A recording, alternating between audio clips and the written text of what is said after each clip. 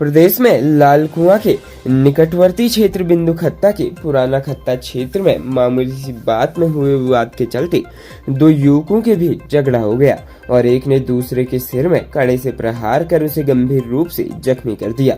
प्राप्त जानकारी के अनुसार यह पुराना बिंदुखेड़ा निवासी अभिषेक बोरा द्वारा स्थानीय कोतवाली में दी गई और तहरीर में कहा है कि दोपहर के समय जब वह अपने घर से निकल रहा था तो उसके पड़ोस में रहने वाले पप्पू बोरा ने मामूली सी बात को बढ़ाते हुए उससे झगड़ा करना शुरू कर दिया तथा उसके सिर पर हाथ में पहने हुए कड़े से प्रहार कर उसे गंभीर रूप से जख्मी कर दिया।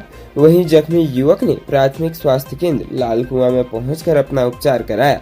वहीं कोतवाली पुलिस ने मामले में जांच शुरू कर दी है। राज्य उत्तराखंड में हाईकोर्ट ने पूरे प्रदेश में राजमार्गों और सड़कों के किनारों से सरकारी और वन भूमि से अतिक्रमण हटाने के आदेश दिए हैं। अदालत ने सभी जिलाधिकारियों और प्रभागीय वनाधिकारियों को क्रियान्वयन की रिपोर्ट 4 सप्ताह के भीतर कोर्ट में पेश करने के लिए कहा है।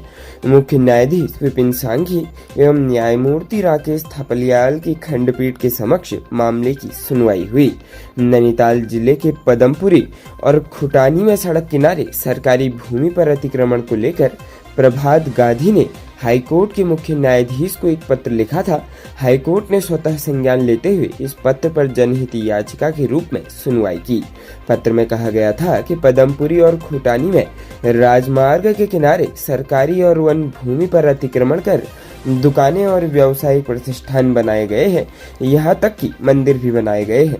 कोर्ट ने नैनीताल की डीएम वंदना समेत सभी डीएम और डीएफओ को जांच के साथ ही अतिक्रमण हटाने के आदेश दिए हैं।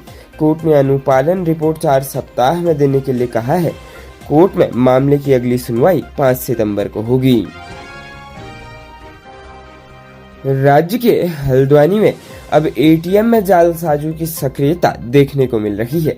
वह लोगों को झांसे में लेकर एटीएम कार्ड बदल रहे हैं, जिसमें महिला का कार्ड बदल खाते से 1 लाख की रकम निकाली गई है। शिकायत पर पुलिस ने मामला दर्ज कर लिया है। गोरा पड़ाव निवासी सुनीता देवी ने पुलिस को सौंपी तहरीर में कहा कि वह बीती 9 जुलाई को किसी काम से हल्द्वानी बाजार गई हुई थी। इस बीच वह पैसे निकालने के लिए काला ढूंगी चौराहे के पास स्थित एटीएम मशीन में गई, जहां पैसे निकालते समय एटीएम में पहले से मौजूद 2 युवकों ने उसका एटीएम कार्ड बदल दिया और बैंक खाते से 1 लाख रुपए की नकदी उड़ा दी। इसका पता उसे घर पहुंचने पर तब चला जब मोबाइल में पैसे निकाले जाने संबंधी मैसेज आया। यह देख उसके पैरों तले जमीन खिसक गई। उसने पुलिस से मामले में कार्रवाई कर रकम वापसी की गुहार लगाई है। तहरीर के आधार पर पुलिस ने मुकदमा दर्ज कर अपनी कार्रवाई शुरू कर दी है। राज्य के रामनगर में electronic service training centre Kaniya में पढ़ने वाले छात्र की हॉस्टल में संदिग्ध परिस्थितियों में मौत हो गई। छात्र की मौत से सेंटर में हड़कंप मच गया।